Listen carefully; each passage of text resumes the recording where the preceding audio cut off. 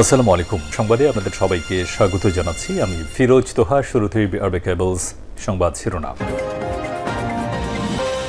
বাংলাদেশের সর্বশেষ গুরুত্বপূর্ণ আপডেট সংবাদে আপনাকে স্বাগত। শুরুতে সংবাদ শিরোনাম, পরে বিস্তারিত।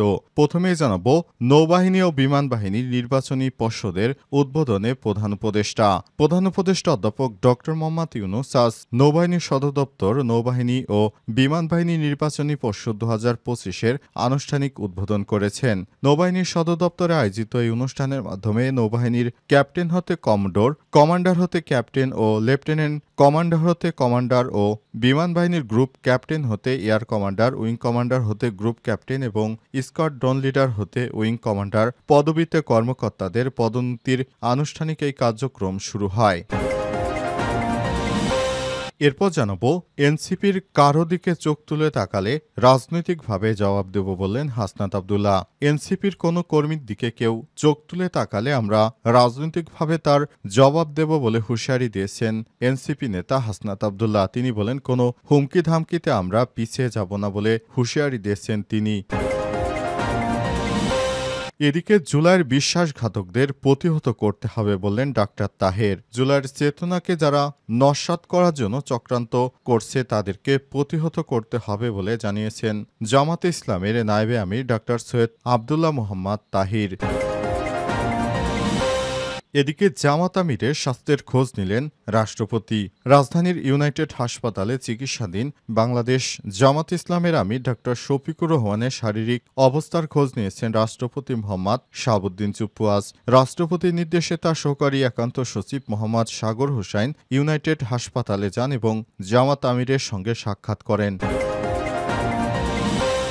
এবং সর্বশেষ জানাব, বঙ্গোপসাগর থেকে ভারতীয় ট্রলারসহ 14 জেলেকে আটক। বঙ্গোপসাগরে বাংলাদেশের জলসীমায় অনুপ্রবেশ করে ভারতীয় জেলেরা মাছ ধরতে থাকলে তখন তাদেরকে আটক করেছে বাংলাদেশের নৌবাহিনী। নৌবাহিনী জানিয়েছে তারা বাংলাদেশের জলসীমায় ঢুকে বাংলাদেশের জায়গা থেকে মৎস্য আহরণ করছিল। তাদেরকে বারবার অ্যালার্ট করার পরও তারা বাংলাদেশের সীমানার ভিতরে চলে আসে অবস্থায় তাদেরকে আটক করা হয়েছে। প্রিয় দর্শক, এতক্ষণ শুনছিলেন সংবাদ শিরোনাম, এবারে বিস্তারিত।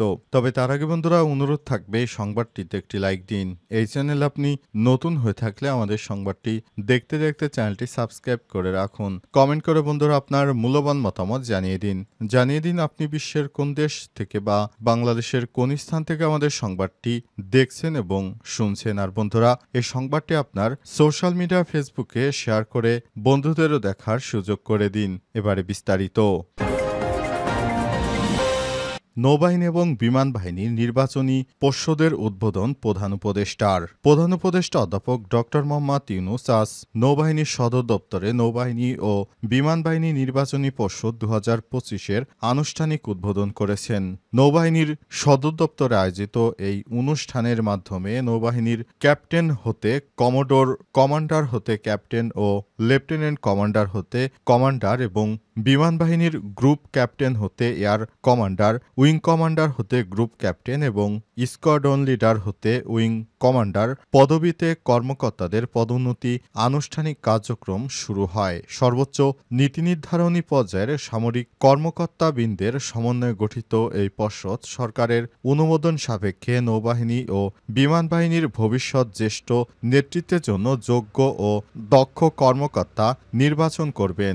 অনুষ্ঠানের শুরুতে মাইলস্টোন স্কুল অ্যান্ড কলেজে সংঘটিত মর্মান্তিক বিমান দুর্ঘটনায় নিহতদের স্মরণে 1 মিনিট নীরবতা পালন করা হয়। আন্তঃবাহিনী জনসংযোগ পরিদপ্তর আইএসপিআর এক সংবাদ বিজ্ঞপ্তিতে এই তথ্য জানিয়েছে। নির্বাচনী পর্ষদ 2025-এর উদ্বোধনী অনুষ্ঠানে প্রধান উপদেষ্টা গভীর শ্রদ্ধার সঙ্গে স্মরণ করেন 1971 সালে মহান মুক্তিযুদ্ধে উৎসর্গকারী সশস্ত্র বাহিনীর বীর সেনা, সকল শ্রেণী পেশার মুক্তিকামী বীর মুক্তিযোদ্ধা এবং 2024 সালের জুলাই আগস্ট মাসে ছাত্র জনতার অভ্যুত্থানে আত্মত্যাগকারী সকল শহীদকে। তবে অন্তর্বর্তীকালীন সরকারকেও তারা খুব শ্রদ্ধার সঙ্গে নিজেদের দাবি দাওয়া পেশ করেছে দুই বাহিনীর প্রধান। এনসিপির কারো দিকে চোখ তুলে তাকালে রাজনৈতিকভাবে জবাব দেব বললেন হাসনাত আব্দুল্লাহ।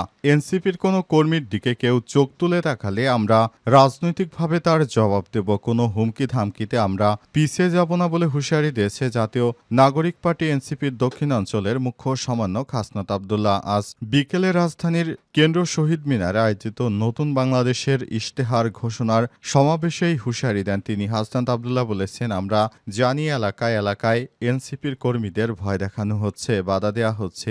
মনে রাখবেন, এখন থেকে রূপসা থেকে পাথরিয়া এনসিপির কোনো কর্মীর দিকে কেউ চোখ তুলে তাকালেও আমরা রাজনৈতিকভাবে তার জবাব দেব। কোনো হুমকি ধামকিতে আমরা পিছিয়ে যাব না। তিনি আরো বলেন, জুলাই বিপ্লবের 1 বছর পেরিয়ে এসেছি। এই বছরে আমরা নতুন কথা বলে গেছি, এখন সময় কাজের। আমাদের আহ্বায়ক ও সদস্য সচিবের দিক নির্দেশনায় আপনারা সেইভাবে কাজ করবেন, আমরা তা বাস্তবায়ন করব, প্রয়োজনে জীবন দিতেও প্রস্তুত থাকব।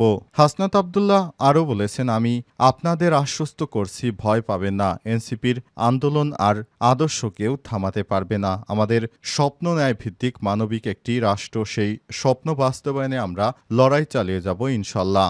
এনসিপির নেতাকর্মীদেরকে আল্লাহ ছাড়া কেউ দমন করতে পারবে না, কারণ আমরা সবসময় দেশের জনগণের পক্ষে কথা বলি, জনগণের জন্য আমরা কাজ করব। সুতরাং আমাদের শত্রুর অভাব নেই, তবে আমাদের এই শত্রুর মাঝেই বেঁচে থাকতে হবে। জুলাইয়ের বিশ্বাসঘাতকদের প্রতিহত করতে হবে বললেন ডাক্তার তাহের। জুলাইয়ের চেতনাকে যারা নস্যাৎ করেছে এবং যারা নস্যাৎ করা চক্রান্ত করছে তাদেরকে প্রতিহত করতে হবে। আমরা যে কারণে বিপ্লব করেছি সেটি বাস্তবায়ন করতে দিচ্ছে না একটি বিদেশে থেকে এক হারামজাদা, তাকে অবশ্যই প্রতিহত করতে হবে। বিদেশে থেকে তিনি দেশের বিরুদ্ধে প্রতিনিয়ত ষড়যন্ত্র করছেন। 17 বছর ধরে বিদেশে থেকে তিনি দেশ থেকে শুধু কোটি কোটি টাকা বিদেশে নিয়েছেন। দলের চাঁদাবাজি করে দলের নেতাকর্মীদের কাছ থেকে তিনি কোটি কোটি টাকা উপার্জন করেছেন। এখন বিদেশে বসে আমাদেরকে নতুন নতুন সবক দিচ্ছেন। আমরা বলবো, বিদেশে থেকে কোনো সবকে কাজ হবে না। যদি লড়াই করতে হয় তাহলে ময়দানে নামুন। বিদেশে থেকে কখনোই তিনি ভালো কোনো কিছু অর্জন করতে পারবেন না। আমরা শেখ হাসিনার মতো একজন ফ্যাসিস্টকে তাড়িয়েছি, সুতরাং কাউকে এই মসনদে বসানোর জন্য নয়। আমরা পিয়ার পদ্ধতিতে নির্বাচন চাই। যারা আমাদেরকে প্রতিহত করতে আসবে তাদেরকে আমরা প্রতিহত করে দেব। এমনভাবে তাদেরকে প্রতিহত করা হবে তারা অতীতে কখনোই কল্পনা করতে পারেনি। সুতরাং বিদেশে বসে দেশের বিরুদ্ধে যারাই ষড়যন্ত্র করবে, চক্রান্ত করবে, তাদেরকে প্রতিহত করা হবে। সুতরাং কোনোভাবে তারা যদি বাংলাদেশকে ষড়যন্ত্রের বলি করতে চায় তাহলে বিদেশে বসে যে ষড়যন্ত্র করছে তাকে আমরা ছাড় দেব না। জামাত আমিরের স্বাস্থ্যের খোঁজ নিলেন রাষ্ট্রপতি। রাজধানীর ইউনাইটেড হাসপাতালে চিকিৎসাধীন বাংলাদেশ জামাত ইসলামের আমির ডা. শফিকুর রহমানের স্বাস্থ্যের খোঁজখবর নিয়েছেন বাংলাদেশের রাষ্ট্রপতি শাহাবুদ্দিন চুপ্পু। তিনি বলেছেন, আমরা আমিরের সুস্থতা কামনা করি। তার সুস্থতা এবং তার আরোগ্য কামনায় রাষ্ট্রপতি খোঁজখবর নিয়েছেন। জামাতের আমির হঠাৎ করে সেদিন জনসমাবেশে বক্তৃতা দিতে গিয়ে হঠাৎ করে তিনি বুকের ব্যথা নিয়ে পড়ে যান। এরপর তিনি অসুস্থ, হাসপাতালে দীর্ঘদিন ভর্তি ছিলেন এবং এখন তার একটি ওপেন হার্ট সার্জারি সম্পন্ন হয়েছে। তবে এই ধরনের বড় কোনো সার্জারি হলে বেশিরভাগ নেতাকর্মী বিদেশে গিয়ে তারপর এইসব সার্জারি করা, কিন্তু একমাত্র জামাত ইসলামের আমির যিনি দেশকে ভালোবাসেন বলেই, তিনি দেশের মানুষকে ভালোবাসেন বলেই তিনি দেশেই চিকিৎসা নিয়েছেন। তিনি বলেছেন, আমি একজন ডাক্তার হয়ে বলছি, আমি এদেশ ছেড়ে যাব না। এদেশ আমার দেশ, এদেশ বাংলাদেশ। সুতরাং এদেশ নিয়ে কেউ চক্রান্ত করবে এটি মেনে নেব না। তিনি বাংলাদেশেই তার চিকিৎসা করাতে প্রতিশ্রুতিবদ্ধ এবং তিনি কখনোই বিদেশে গিয়ে তার হার্ট সার্জারি করাবেন না। তাই ঢাকার ইবনে সিনা হাসপাতালে জামাতের আমিরের হার্ট অপারেশন করা হয়। অধ্যাপক জাহাঙ্গীর কবিরের নেতৃত্বে তার ওপেন হার্ট সার্জারি সফলভাবে সম্পন্ন হয়েছে। বর্তমানে তিনি রাজধানীর ইবনে সিনা হাসপাতালে ভর্তি রয়েছেন।